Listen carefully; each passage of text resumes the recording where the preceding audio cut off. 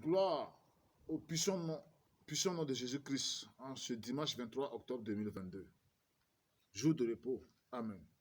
Nous allons parler aujourd'hui de la méditation.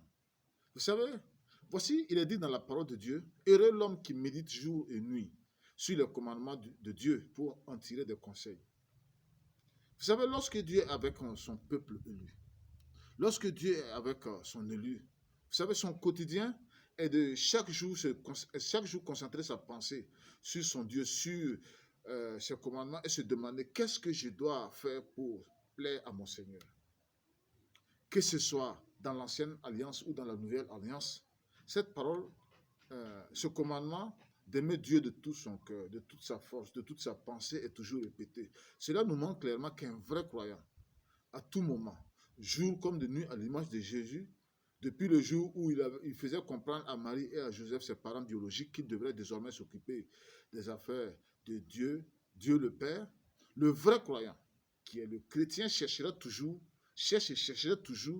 à travers les paroles de Dieu, dans son cœur, à faire la volonté de Dieu. Il cherchera toujours à écouter pour faire sa volonté dans le monde. Et je vais vous dire une chose, dans ce monde, il y a deux catégories de gens. Il y a ceux-là qui ont reçu en eux, comme Jésus, Dieu le Saint-Esprit qui leur communique toujours par leur méditation. Eux, ils ne pensent qu'au royaume de Dieu, aux choses du royaume de Dieu. Ce sont eux les vrais chrétiens. Par contre, il y a un deuxième groupe qui n'ont pas Dieu, le Saint-Esprit en eux pour leur communiquer par leur méditation. Eux, ce sont les faux chrétiens ou les non-sauvés.